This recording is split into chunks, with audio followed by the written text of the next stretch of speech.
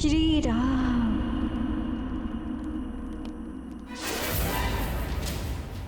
किसके लिए अपना ये अमूल्य समय नष्ट करे जा रही हो प्रिय? उस वलकल वस्त्र में लिपटे नर के लिए जिसकी विजय की कोई आशा नहीं, वो अपना राजपाट और भाग्य गवाकर वन वन भटकता है, धरती पर सोता है। ये तो शंका हो रही है कि वो कहीं जीवित भी है कि नहीं।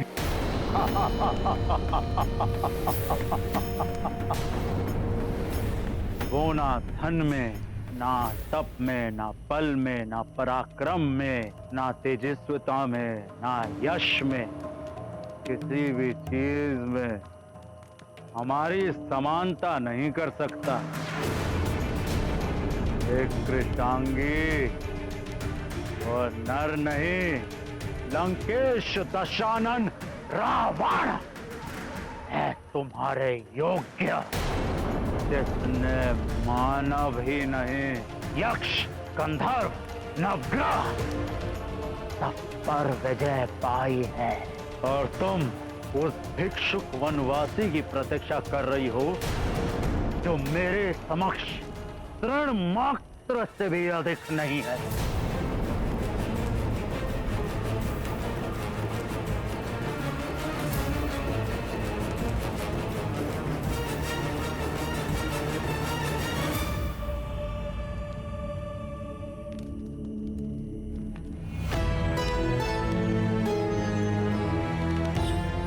यदि तुम इतने ही पराक्रमी तो मेरे स्वामी के समक्ष मेरा हरण करते।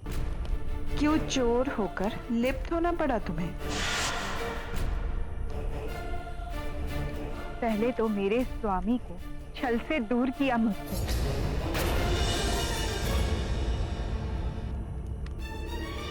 फिर भ्राता लक्ष्मण को छल से दूर भेजकर उनकी अनुपस्थिति में हरण किया मेरा।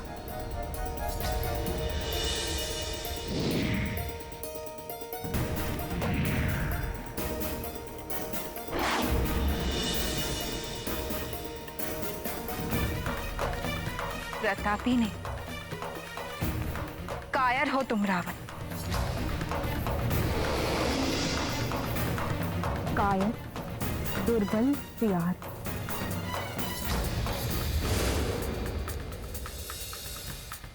तो मेरे स्वामी पुरुष सिंह श्री राम और साक्षात नरबाग भ्राता लक्ष्मण का सामना कदापि नहीं कर सकता।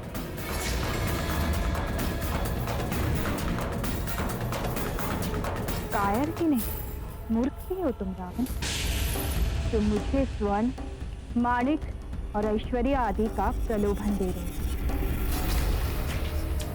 रावण, अपना चित्त मुझसे हटाकर अपनी पत्नियों पर केंद्रित कर, क्योंकि एक पर स्त्री पर कुदृष्टि रखने वाला तुम जैसा कुत्सित और निकृष्ट व्यक्ति सबकी घृणा का पात्र तो बनता ही, स्वयं के पतन का कारण भी बनता है। क्या इस बात की शिक्षा तुम्हें किसी ने नहीं दी? स्वयं को वेदों का ज्ञाता कहते हो तो क्या मात्र कंठस्थ किया तुमने वेदों को? उनका मर्म नहीं जाना?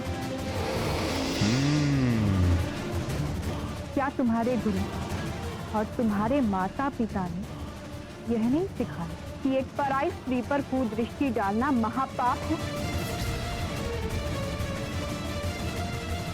रावण, एक पर स्त्री पर कुदृष्टि डालकर तुमने जो अधर्म की अग्नि प्रज्वलित की है, वो तुम्हारी इस स्वर्ण नगरी लंका को जलाकर मोम की भांति पिघला दी।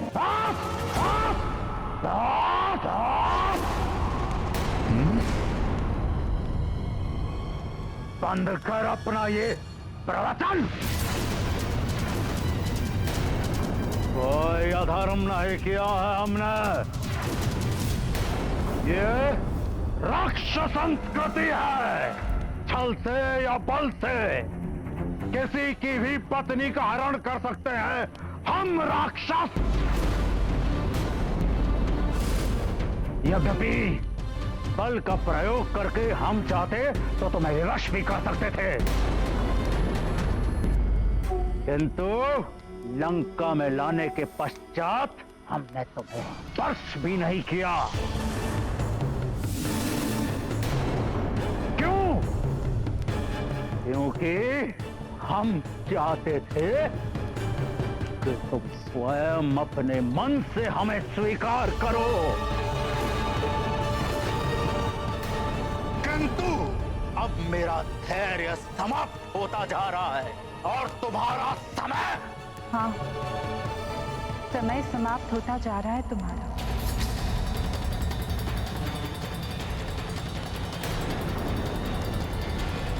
क्योंकि यदि मेरे स्वामी यहाँ आ गए तो समझो तुम्हारा विनाश आ गया।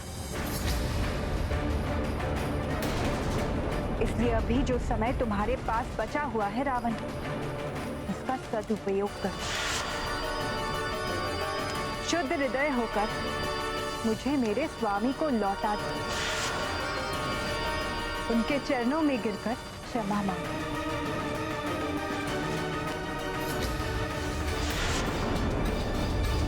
क्षमा?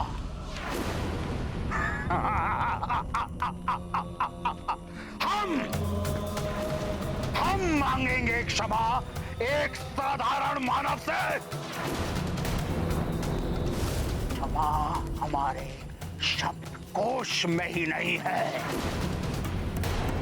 क्योंकि रावण है हम।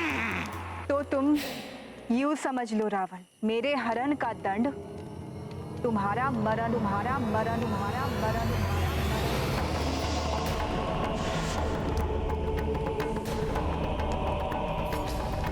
जिन्हें तुम साधारण मानव समझ रहे हो, उनके धनुष की टंकार मात्र से ही तुम्हारी ये लंका थरथरा उठेगी। उनके कंक पत्र वाले तीर चीर दे तुम्हारी और तुम्हारे राक्षसों की छाती। मान लीजिए स्वामी, देवी सीता की बात, आप क्यों अपने विनाश को आमंत्रण दे रहे हैं?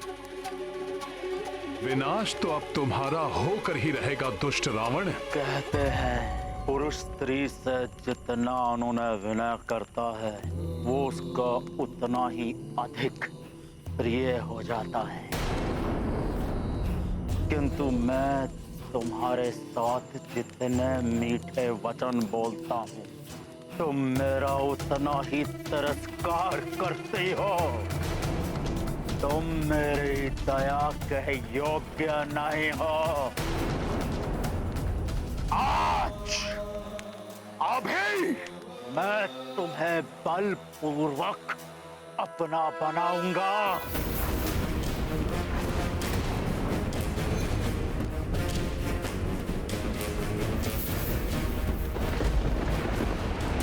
अन्यथा तुम्हारा अंत करके सदा के लिए तुम्हारी तृष्णा से मुक्त हो जाऊंगा।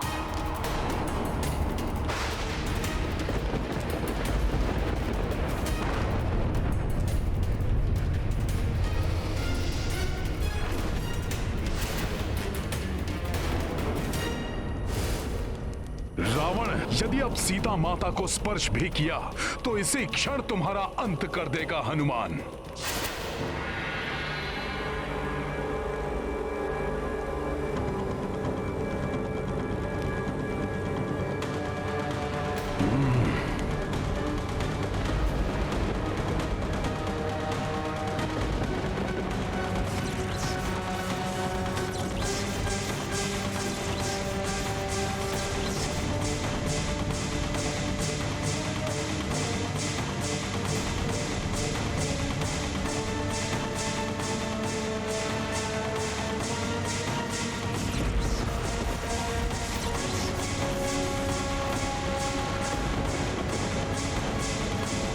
जाइए स्वामी।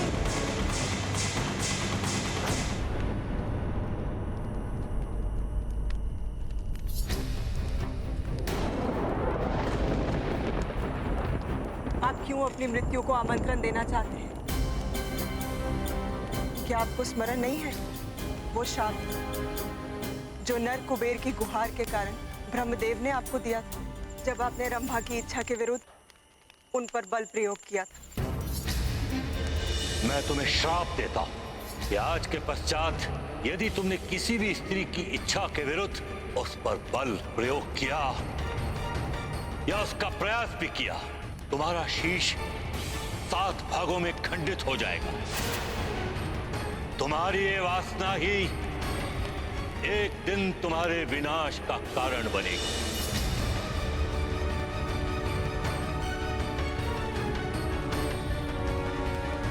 मैंने बल प्रयोग किया और मेरे 100 टुकड़े नहीं नहीं, श्राप सत्य भी हो सकता है।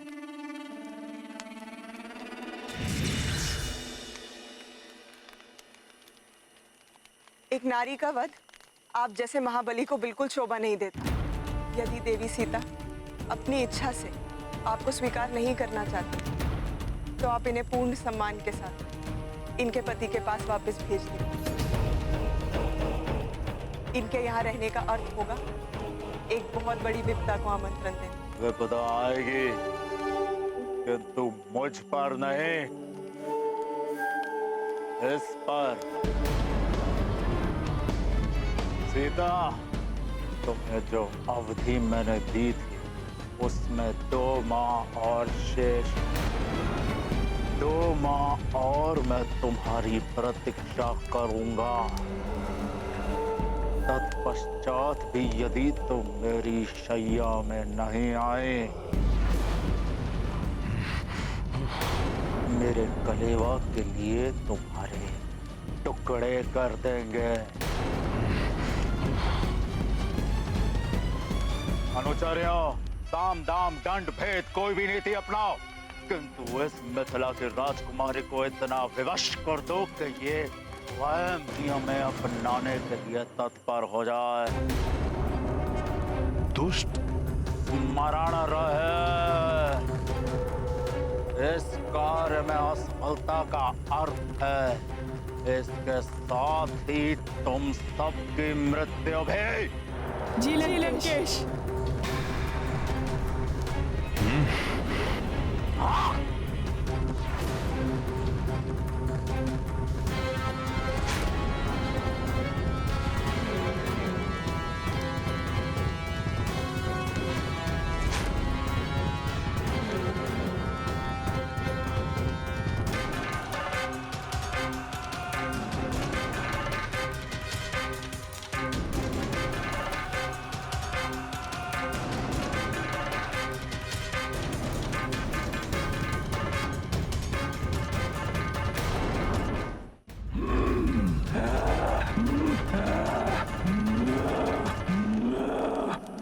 बहुत शांत रह लिया मैं।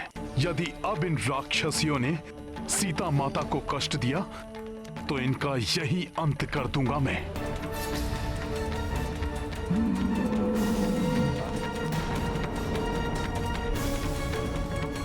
ये राक्षसियां कुछ भी कर लें, किंतु हनुमान के रहते माता सीता को कोई क्षति नहीं पहुंचा सकती। भयभीत करना चाहते हैं ये माता सीता को। मैथिली, लंकेश का अपमान करके तूने अच्छा नहीं किया। इसका दंड तो तुझे निश्चित ही मिलेगा। लंकेश हमारे भगवान है, हम उनका अपमान सहन नहीं करेंगे। तुम्हारी भलाई इसी में है कि भूल जाओ उस भिक्षुकपति को, स्वीकार कर लो महाराज रावण को, अन्यथा हम लोग खा जाएंगे तुम्हें। भोजन बनाओगी राक्षसियों? जिस क्षण तुमने माता सीता को स्पर्श किया वही क्षण तुम लोगों के जीवन का अंतिम क्षण होगा। ये तुम्हारे जीवन का अंतिम क्षण है, स्वीकार कर लो हमारे भगवान लंकेश को। अनुचित है ये सब, किंतु मैं महाराज के आदेश के विरुद्ध कुछ कर भी तो नहीं सकती। हनुमान की सहन शक्ति की सीमाएं लांघ रही हैं ये राक्षसियां। अरे मूर्ख, जिस नर की तुम प्रतीक्षा कर रही हो वो तो तुम्हें कब का बुला चुका, नहीं तो आ नहीं गया होता अब तक। स्वीकार कर लो लंकेश को, भूल जाओ इस वनवासी को, अन्यथा हम सभी तुम्हें खा जाएंगे। प्रभु श्री राम की आज्ञा का पालन करना है, इसलिए अभी इनके बीच जाना उचित नहीं होगा।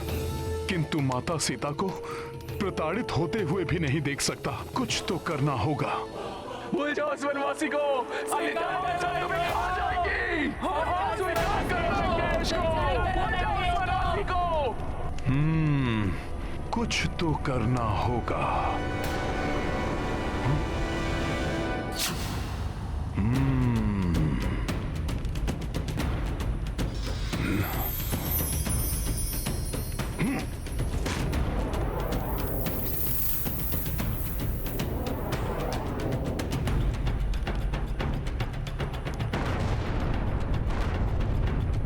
ये क्या? ये विस्फोट कैसा?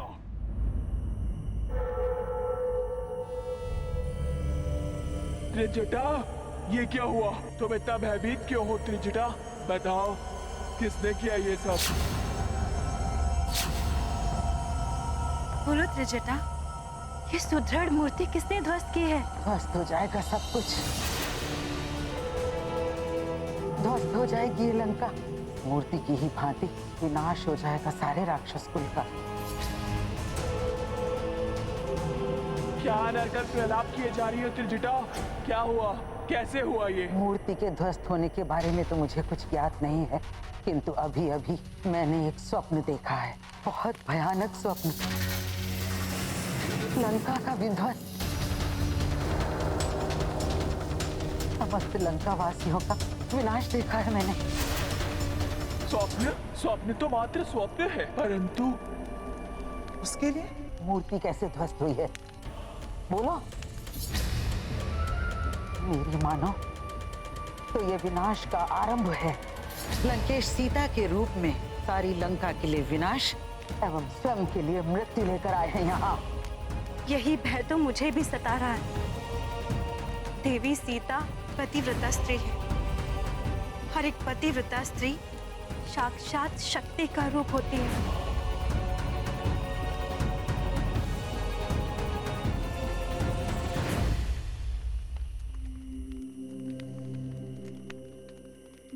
माता को इस असीम दुख से मुक्त कराने के लिए हनुमान को इसी समय जाकर उन्हें अपने और प्रभु श्री राम के बारे में बताना होगा।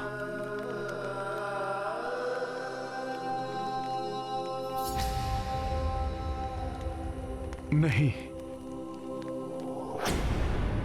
किंतु कहीं ऐसा ना हो जाए कि मुझे इस वानर रूप में देखकर माता और अधिक भयभीत हो जाएं, या कहीं माता मुझे रावण का गुप्तचर ना समझ लें।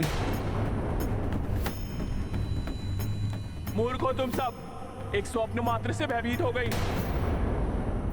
किंतु त्रिजटा का देखा हुआ सपने सदैव सत्य होता है, और प्रातःकाल का समय है। प्रातःकाल के स्वप्न भविष्य में सदैव सत्य होते हैं। ये बताओ कि तुमने देखा क्या स्वप्न में? मैंने देखा वो वनवासी राम अपने अनुज लक्ष्मण के साथ गजराज पर आरूढ़ होकर आए और सीता को लेके लंकेश के पुष्पक विमान में उत्तर दिशा की ओर ले गए, और देखा घने रक्तिम मेघों में एक रथ जिसमें गर्दभ जुटे हुए थे, जो काले वस्त्र और लाल पुष्पहार पहने हुए मृत्यु की देवी का रथ है, और शीश मुड़ाए हुए लंकेश उस पर आरूढ़ हैं, जिन्हें मृत्यु की देवी दक्षिण दिशा की ओर खींच कर लिए जा रही है। और लंकेश के पीछे महाराज कुंभकर्ण, मेघनाथ और अक्षकुमार बंधे हुए खींचे चले जा रहे हैं।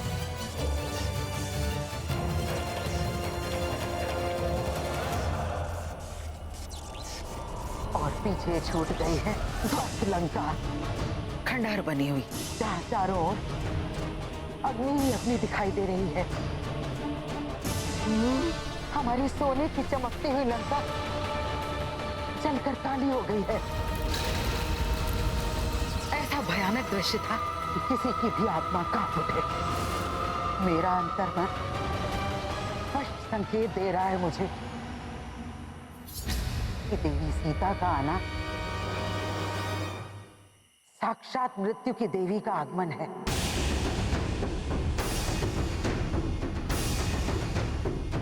श्री राम की विजय और लंकेश रावण का विनाश निकट ही दिखाई दे रहा है मुझे। और हाँ, मैंने उसे भी देखा जो श्री राम का मुख्य सहायक है। राम का दूत है वो, एक महाबली वानर।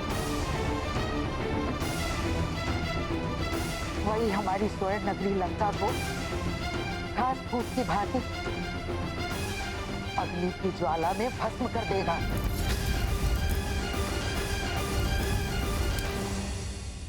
शत्रु कितना भी भयभीत करे, पर आत्मविश्वास के साथ पूरी दृढ़ता से उसका सामना करना चाहिए।